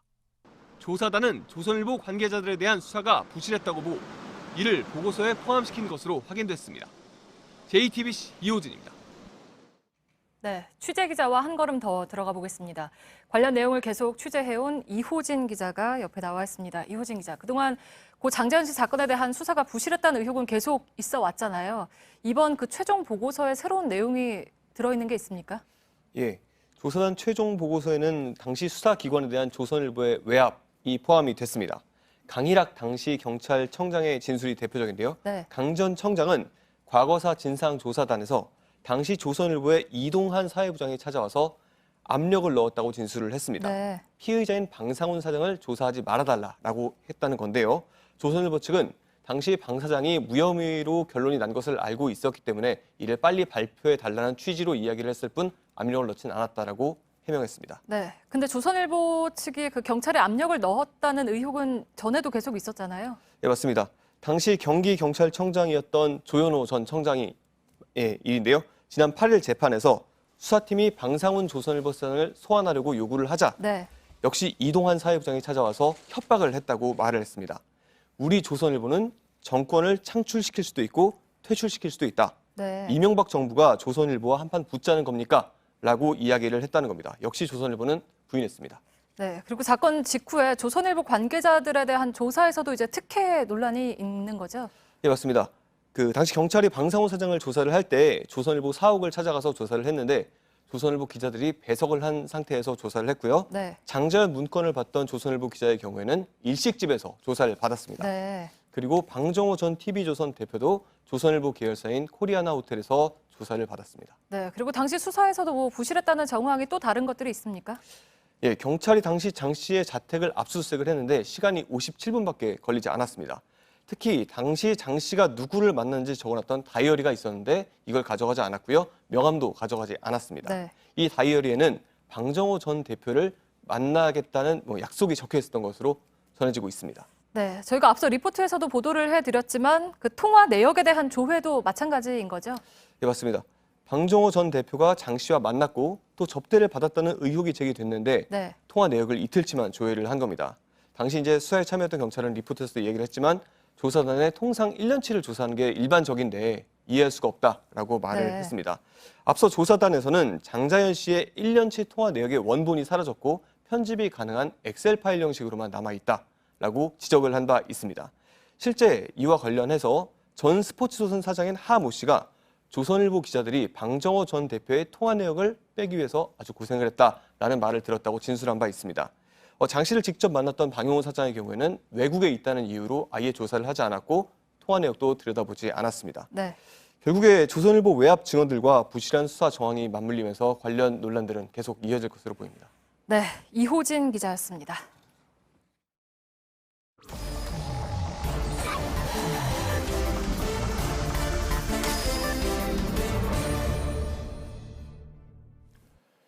예, 마지막 순서 비하인드 뉴스를 시작하겠습니다. 박성태 기자가 나와 있습니다. 어서 오세요. 예. 첫 번째 키워드 열어보죠. 네, 첫 키워드는 신앙의 깊이로 했습니다. 예, 어떤 얘기입니까? 지난 일요일이 부처님 오신 날이었습니다. 예. 현재 민생 대장정 중인 황교안 자유한국당 대표가 오전에는 교회 그리고 오후에는 경북 영천에 있는 사찰을 방문했습니다. 부처님 오신 날 봉축 법회 의식에 참여를 했는데요. 예. 그런데 사진을 잠깐 보면 스님들과 다른 참석자들이 손을 모으고 반배, 즉 고개를 60도 정도 숙인 불교 예법에 따라서 법회 의식에 참여했는데 예. 황교안 대표는 일단 손을 앞에 가지런히 모으고 그리고 머리도 반드시 들고 있습니다. 예. 그러니까 불교의 예법을 따르지 않은 겁니다. 불교 방송에 따르면 아기 부처를 씻기는 의식이 있었는데 황교안 대표의 이름이 호명되고 참여해달라는 요청이 있었는데 황 대표가 손을 휘휘 저으면서 하지 않겠다는 뜻을 명확히 했다고 합니다. 예. 네티즌들은 좀 여러 의견이 있습니다. 합장이나 반배도 안 할 거면 굳이 사찰에는 왜 갔냐라는 의견도 있고요. 아무래도 이제 제1야당 대표이자 유력한 대선 주자로 분류되는데 본인의 신앙과 상관없이 참여한 곳의 예법을 따랐어야 된다는 지적입니다. 예. 하지만 다른 의견도 있는데 마음에도 없는 걸 꼭 굳이 가식적으로 해야 되냐? 종교의 자유가 있다라는 의견도 있었습니다. 예. 정치인들의 경우 대개는 그냥 하지 않나요? 대부분 많이 그냥 합니다. 예. 사실 부처님 오신 날에 민주당의 이인영 원내대표와 한국당의 나경원 원내대표가 조계사에서 불교 행사에 참여를 했는데요. 역시 손을 합장한 모습을 확인할 수 있습니다. 두 사람은 종교가 불교와는 다른 종교를 가지고 있습니다. 예. 종교로 특색이 있었던 정치는 이명박 전 대통령이 가장 인상에 남는데요. 그렇죠. 교회 장로지만 역시 절에 가서는 언제 어디서든 합장을 했고 부인도 교회 권사지만 연화심이라는 법명을 대선 때 받기도 했습니다. 예. 하지만 2007년 대선 때 당시 이명박 전 대통령의 대선 때 황교안 검찰지청장일 때 소셜미디어에 글을 하나 올렸었는데요. 유력한 경선 후보 중에 한 분은 독실한 크리스천이라고 얘기되는데 경선 경쟁이 몹시 추한 모습이다라고 비판을 한 바 있습니다. 예. 그러니까 당시 이명박 후보를 지칭한 건데 크리스천에 맞지 않는 행동을 한 것이다라는 지적입니다. 예. 황 대표가 신앙의 깊이가 달라서 불교에서 예법을 따르지 않았다라는 해석도 있는데요. 내부에서는 반론도 있습니다. 예. 한 핵심 관계자는 대표의 부인이 특히 불교를 챙기고 있는데 매달 절에 가서 참배를 하고 보궐선거 때는 지역 사찰을 다 들르기도 했다라고 말했습니다. 황 대표 부인은 종교가 개신교고요. 예. 유명한 복음성가 가수입니다. 아, 그렇습니까? 예. 그럼에도 불구하고 이제 사찰에 자주 찾는다는 얘기입니다. 예. 보통 대통령이나 총리의 경우 종교가 특정 종교에 대해서 좀 배타적이거나 문제가 생길 수 있는데요. 이슬람교나 불교 국가를 방문했을 때 종교 시설을 방문하는 경우가 있어서 예식에 참여하냐 안 하냐는 좀 문제가 될 수도 있습니다. 오바마 전 대통령도 개신교지만 사찰에 갔을 땐 늘 합장을 했습니다. 예, 알았습니다. 두 번째 키워드는요? 두 번째 키워드는 수혈의 원리로 잡았습니다. 수혈은 웬 수혈입니까? 오늘 양정철 민주연구원장이 첫 출근을 했습니다. 공천 관련 얘기군요. 예. 문재인 대통령의 핵심 측근이어서 관심이 많았고요. 그리고 이제 민주연구원, 양정철 원장의 민주연구원이 향후 공천의 물갈이를 주도할 것이라는 소문이 민주당 내에서 일부 있었는데 기자들이 여기에 대해서 질문했습니다. 양정철 원장의 답을 들어보겠습니다. 우리가 헌혈을 하면 몸 안에 있는 피를 빼내고 헌혈을 하진 않습니다. 근거 없는 기우고 공천 물갈이는 근거 없는 기우라고 했는데 헌혈은 수혈을 잘못 말한 것으로 보입니다. 하지만 비유도 좀 틀렸는데요. 피는 일정 기간이 지나면 자동으로 없어지지만 파괴되지만 정치인은 그렇지 않습니다. 민주당의 한 비주류 중진 의원은 인재 영입을 한다고 하면 당연히 나가는 사람이 있어야 된다. 다만 합리적인 기준에 의해 물갈이가 되기를 바랄 뿐이라고 했습니다. 실제 청와대 인사들이 대거 내년 총선에 참여할 것이라는 전망이 많은데 그만큼 현역에서 배제될 수 있는 사람이 생길 가능성이 있습니다. 뭐 어쨌든 매번 총선 때마다 인물이 교체되는 건 맞는 얘기인데 지금 방금 나왔습니다만 이제 기준에 따라서 굉장히 많은 또 쟁투가 벌어지잖아요. 그렇습니다. 그래서 제도에 따라서 그 기준이 설정이 되는데 민주당은 지금 공천룰을 이미 확정을 했습니다. 당무감사를 해서 하위 20%는 20% 감점을 해서 공천이 어렵게 만들었는데요. 문제는 당무감사를 하는 쪽에서는 합리적인 기준에서 했다고 하지만 배제가 되는 쪽에서는 자의적인 기준이라고 하기 때문에 늘 논란이 됐습니다. 세 번째 키워드 보죠. 세 번째 키워드는 문노스의 장갑으로 잡았습니다. 노스?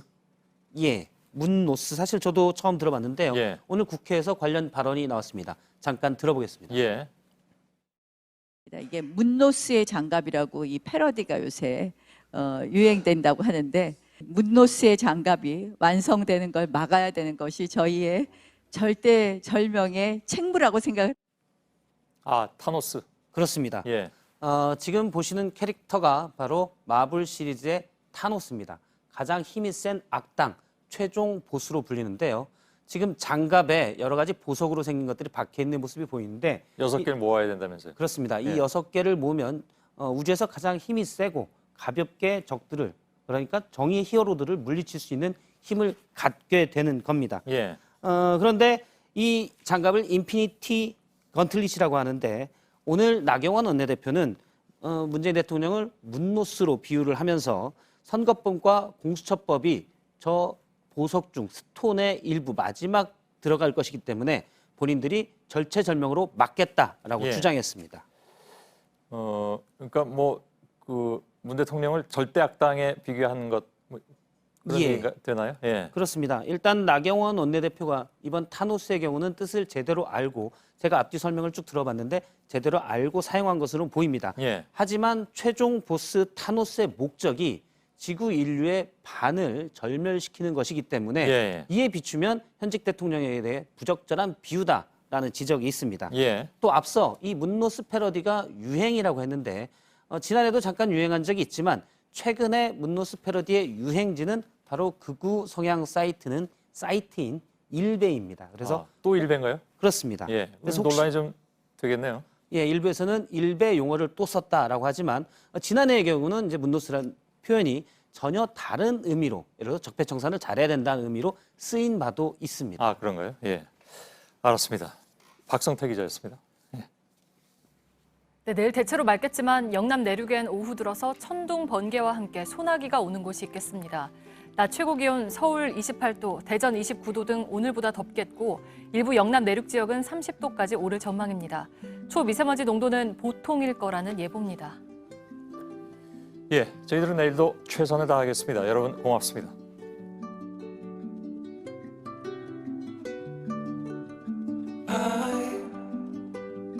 barely see you, barely read you, and I know that I'm blinded as a bat